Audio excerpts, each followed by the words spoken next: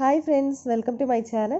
അപ്പോൾ ഇന്ന് ഞാൻ വന്നിരിക്കുന്നത് വളരെ ഈസി ആയിട്ടുള്ള ഒരു ചപ്പാത്തിയുടെയും അതുപോലെ ഈസി ആയിട്ടുള്ള ഒരു കറിയുടെ ഹെൽത്തി ആയിട്ടുള്ള ഒരു കറിയുടെ റെസിപ്പി ആയിട്ടാണ്. അപ്പോൾ ഉറപ്പായിട്ടും നിങ്ങളിതൊന്ന് ട്രൈ ചെയ്ത് നോക്കുക കേട്ടോ. രാവിലെയൊക്കെ വളരെ എളുപ്പമാണ്, നമുക്ക് വളരെ പെട്ടെന്ന് തയ്യാറാക്കി എടുക്കാൻ പറ്റുന്നൊരു ചപ്പാത്തിയുടെ റെസിപ്പിയാണ്. അപ്പോൾ അതിനായിട്ട് ഞാനിവിടെ എടുത്തിരിക്കുന്നത് ഒരു മിക്സിയുടെ ജാറാണ്. അപ്പോൾ അതിലേക്ക് ഞാനിവിടെ ഒരു കപ്പ് അളവിൽ ഗോതമ്പ് പൊടി ചേർത്ത് കൊടുക്കുന്നുണ്ട്.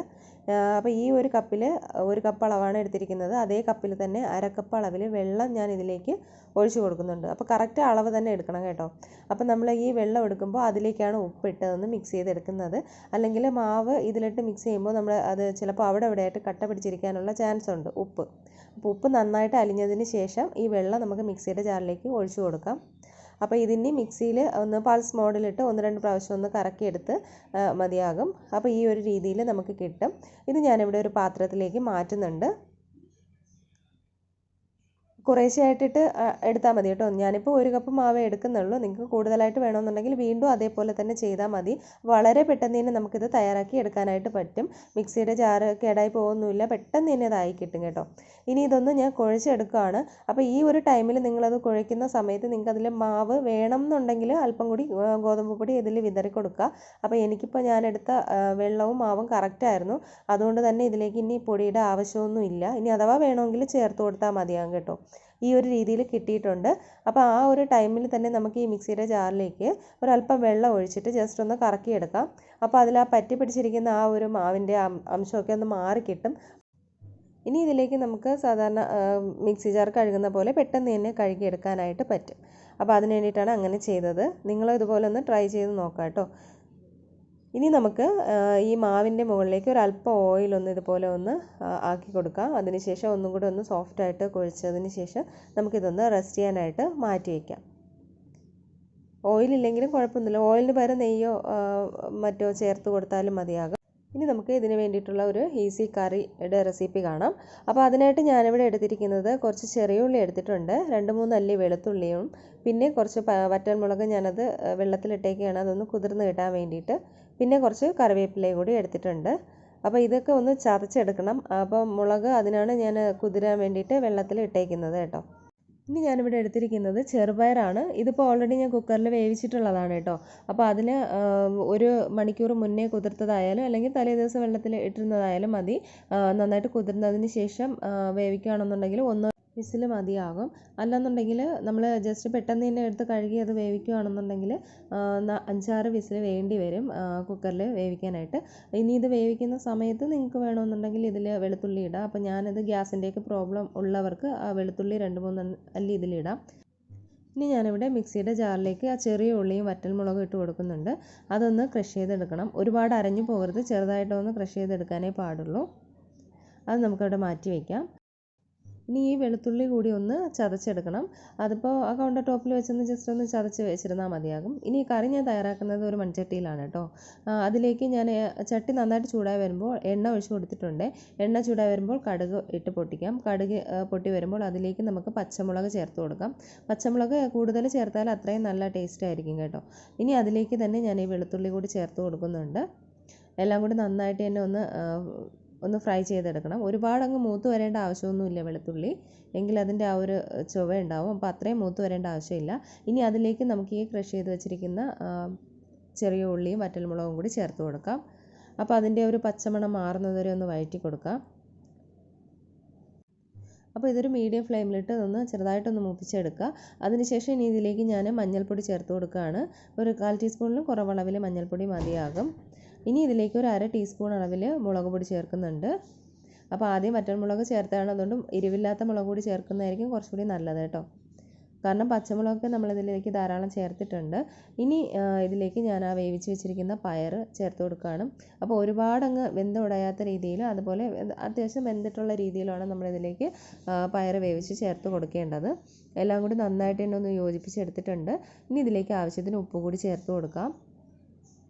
ഒന്നും കൂടി ഒന്ന് മിക്സ് ചെയ്ത് കൊടുക്കാം. അപ്പോൾ വളരെ പെട്ടെന്ന് തയ്യാറാക്കി എടുക്കാൻ പറ്റുന്നൊരു ഈസി കറിയാണ് കേട്ടോ. ഈസി ചപ്പാത്തിയും ഈസി കറിയും തന്നെയാണിത്. അപ്പോൾ ഉറപ്പായിട്ട് നിങ്ങളിതൊന്ന് ട്രൈ ചെയ്ത് നോക്കുക. നല്ല ഹെൽത്തി ആയിട്ടുള്ള നല്ല ടേസ്റ്റി ആയിട്ടുള്ള ഒരു കറിയാണ്. ഈ ഒരു കറി നമുക്ക് ചപ്പാത്തിയോടൊപ്പം മാത്രമല്ല കേട്ടോ, ചോറിനോടൊപ്പം അപ്പത്തിനോടൊപ്പം ഒക്കെ കഴിക്കാവുന്നതാണ്. ഇനി നന്നായിട്ട് തന്നെ അതൊന്ന് വറ്റിച്ചെടുത്തിട്ടുണ്ട്. ഇനി ഇതിലേക്ക് ഞാൻ വെള്ളം ചേർത്ത് കൊടുക്കുകയാണ്. അപ്പോൾ ചെറു ചൂടുവെള്ളമാണ് ഞാനിതിലേക്ക് ചേർത്ത് കൊടുത്തിരിക്കുന്നത്. അപ്പോൾ നിങ്ങൾക്ക് കറി എത്രത്തോളം തിക്നെസ് വേണോ അല്ലെങ്കിൽ എത്ര ഗ്രേവി വേണോ അതിനനുസരിച്ച് നിങ്ങൾ വെള്ളം ചേർത്ത് കൊടുത്താൽ മതിയാകും. ഇനി ഇതിലൊരു ഇൻഗ്രീഡിയൻ്റ് കൂടെ ചേർക്കാനുണ്ട് കേട്ടോ. അപ്പോൾ നിങ്ങൾ വീഡിയോ സ്കിപ്പ് ചെയ്യാതെ ഫുള്ളായിട്ടൊന്ന് കാണാനായിട്ട് പ്രത്യേകം ശ്രദ്ധിക്കുക കേട്ടോ. അപ്പോൾ ഈ ഒരു ടൈമിൽ നമുക്ക് വെള്ളം ചേർത്ത് കൊടുത്തതിന് ശേഷം ഇതൊന്ന് അടച്ചു വെച്ച് ഒന്ന് തിളപ്പിച്ചെടുക്കാം. അപ്പോൾ കറി ഇവിടെ നന്നായിട്ട് തന്നെ ഒന്ന് തിളച്ച് വന്നിട്ടുണ്ട്, അല്പം ഒന്ന് കുറുകി വന്നിട്ടുണ്ട്. ഇനി ഇതിലേക്ക് ചേർത്ത് കൊടുക്കുന്നത് തേങ്ങാപ്പാലാണ്. നല്ല കട്ടിയുള്ള തേങ്ങാപ്പാലാണ് ചേർത്ത് കൊടുക്കുന്നത്. അത് നിങ്ങൾക്ക് ഇതിൻ്റെ ആ ഒരു കറിയുടെ തിക്നെസ്സിനനുസരിച്ച് നിങ്ങൾക്ക് ചേർത്ത് കൊടുക്കാവുന്നതാണ് കേട്ടോ. അപ്പോൾ ആദ്യം വെള്ളം ചേർക്കുമ്പോൾ അത് കുറച്ച് ചേർത്ത് കൊടുക്കുക, എന്നിട്ട് തേങ്ങാപ്പാൽ കൂടുതലായിട്ട് ചേർത്ത് കൊടുക്കുക. അതൊക്കെ ഓരോരുത്തരുടെ ഇഷ്ടത്തിനനുസരിച്ച് ചെയ്യാവുന്നതാണ്. ഇനി ഇതിലേക്ക് ഞാൻ കുറച്ച് കറിവേപ്പില കൂടെ ഒന്ന് മുറിച്ച് ചേർത്ത് കൊടുക്കുന്നുണ്ട്. അതിൻ്റെ കൂടെ തന്നെ കുറച്ച് പച്ച വെളിച്ചെണ്ണ കൂടി ചേർത്ത് കൊടുക്കുന്നുണ്ട്. ലാസ്റ്റ് ടൈമിൽ ഈ ഒരു 2 ഇൻഗ്രീഡിയൻ്റ് കൂടെ ചേർത്ത് കൊടുക്കുക കേട്ടോ. കറിവേപ്പിലയും വെളിച്ചെണ്ണയും നല്ലൊരു ടേസ്റ്റ് ആയിരിക്കും. അപ്പം നമ്മുടെ കറി ഇവിടെ റെഡി ആയിട്ടുണ്ട്. തേങ്ങാപ്പാൽ ചേർത്തതിന് ശേഷം കറി അത് ഇളക്കരുത്. മൺചട്ടിയുടെ ആയതുകൊണ്ട് തന്നെ നമ്മൾ ആദ്യം കറി തിളച്ച് മാറ്റിയതിന് ശേഷം ഗ്യാസ് അങ്ങ് ഓഫ് ചെയ്ത് കൊടുക്കാവുന്നതാണ്. അതിനുശേഷം തേങ്ങാപ്പാൽ ചേർത്ത് കൊടുത്താലും മതിയാകും. ഇതിന് തണുക്കുമ്പോൾ ഒന്നുകൂടി കുറുകി വരും കേട്ടോ. അപ്പോൾ അതനുസരിച്ച് തേങ്ങാപ്പാൽ ചേർത്ത് കൊടുക്കുക. അപ്പോൾ നമ്മുടെ കറി ഇവിടെ റെഡി ആയിട്ടുണ്ട്. ഇനി നമുക്ക് ചപ്പാത്തി ഉണ്ടാക്കി തുടങ്ങാം. അപ്പോൾ 1-2 കാര്യങ്ങൾ ശ്രദ്ധിക്കുകയാണെങ്കിൽ നിങ്ങൾക്ക് നല്ല സോഫ്റ്റായിട്ട് അല്ലെങ്കിൽ നല്ല റൗണ്ട് ഷേപ്പിലൊക്കെ ചപ്പാത്തി തയ്യാറാക്കി എടുക്കാവുന്നതാണ്. അപ്പോൾ വീഡിയോ നിങ്ങൾ സ്കിപ്പ് ചെയ്യാതെ ഫുള്ളായിട്ടൊന്ന് കാണുക. ഒരു ബോൾ ഞാൻ എടുത്തിട്ടുണ്ട്. അത് നന്നായിട്ട് തന്നെ കയ്യിൽ വെച്ച് ഉരുട്ടിയെടുക്കുക. കൈക്കുള്ളിൽ വെച്ച് നന്നായിട്ട് ഉരുട്ടി അകത്തോട്ട് നമ്മൾ പൊറോട്ടയ്ക്കൊക്കെ ചെയ്യുന്ന പോലെ ഇതേപോലെ ചെയ്യുകയാണെന്നുണ്ടെങ്കിൽ നല്ല ഉരുണ്ട ഷേപ്പിൽ നമുക്കത് ഉരുട്ടിയെടുക്കാം. അതിനുശേഷം പരത്തുകയാണെന്നുണ്ടെങ്കിൽ നല്ല റൗണ്ട് ഷേപ്പിൽ കിട്ടും. അപ്പം ചപ്പാത്തി പരത്തിയ നല്ല ഷേപ്പൊന്നും കിട്ടാത്തവർക്കൊക്കെ വളരെ ഈസി ആയിട്ടുള്ളൊരു മെത്തേഡാണിത് കേട്ടോ. അപ്പോൾ ഞാനിവിടെ കുറച്ച് അതെല്ലാം തന്നെ ബോൾ ഷേപ്പിലാക്കി എടുത്തിട്ടുണ്ട്. ഇനി നമുക്കിത് പരത്തിയെടുക്കാം. അപ്പോൾ ചപ്പാത്തി പലകയിൽ ഞാനിവിടെ അല്പം ഗോതമ്പ് പൊടി വിതറി കൊടുത്തിട്ടുണ്ട്. ഇനി നമുക്ക് അത് പരത്താം. അപ്പോൾ ഇത് പരത്തുമ്പോൾ അല്പം നൈസായിട്ട് പരത്തുകയാണെന്നുണ്ടെങ്കിലും നല്ല സോഫ്റ്റായിട്ട് കിട്ടും. അപ്പോൾ നിങ്ങൾ എടുക്കുന്ന ആ ഒരു ബോൾ ഷേപ്പ് ഉണ്ടല്ലോ, ചപ്പാത്തിയുടെ ബോൾ ഉണ്ടല്ലോ, അത് ചെറിയ ബോളായിട്ട് എടുക്കുകയാണെന്നുണ്ടെങ്കിൽ കുറച്ച് നല്ല നൈസായിട്ട് തന്നെ നമുക്കത് പരത്തിയെടുക്കാനായിട്ട് പറ്റും. അല്പം വലിപ്പത്തിലാവുകയാണെന്നുണ്ടെങ്കിൽ നമ്മൾ എത്ര പരത്തിയാലും അതിൻ്റെ ആ ഒരു കട്ടി കുറയണമെന്നില്ല. പിന്നെ ഒരുപാട് റൗണ്ടിൽ പരത്തേണ്ടിയും വരും. ചെറിയ ബോളായിട്ട് എടുക്കുകയാണെന്നുണ്ടെങ്കിൽ നല്ല നൈസിൽ നമുക്കത് പരത്തിയെടുക്കാനായിട്ട് പറ്റും. അപ്പോൾ ഞാനിവിടെ ഏകദേശം പരത്തി എടുത്തിട്ടുണ്ട്. ഇനി അഥവാ നിങ്ങൾക്ക് റൗണ്ട് ഷേപ്പ് കിട്ടിയില്ല എന്നുണ്ടെങ്കിൽ ഏതെങ്കിലും ഒരു പാത്രം വെച്ചിട്ട് ഒന്ന് റൗണ്ട് ഒന്ന് കട്ട് ചെയ്തെടുത്താലും മതി. ഇനി നമുക്കിതൊന്ന് ചുട്ടെടുക്കാം. അപ്പോൾ ഇനി ചപ്പാത്തി ചുടുന്ന കാര്യത്തിലും കൂടി 1-2 കാര്യങ്ങൾ ശ്രദ്ധിക്കുകയാണെങ്കിൽ അതും നല്ലതായിരിക്കും കേട്ടോ. ഒരുപാട് സമയം ഒരു വശം ഒന്ന് മൂത്ത് വരുന്നതിന് മുന്നേ തന്നെ തിരിച്ചിടാനായിട്ട് ശ്രദ്ധിക്കുക. 2 വശവും ഇതേപോലെ ഈ ഒരു ടൈമിൽ തന്നെ തിരിച്ചിടുക. അല്ലാതെ ഒരു വശം ഒരുപാടങ്ങ് ബ്രൗൺ കളറൊക്കെ ആവുകയാണെന്നുണ്ടെങ്കിൽ നമ്മൾ തിരിച്ച് മറിച്ചിട്ട് വേവിച്ചെടുത്താൽ അതൊരു ഡ്രൈ ആയിട്ടിരിക്കും, ഹാർഡായിട്ടിരിക്കും.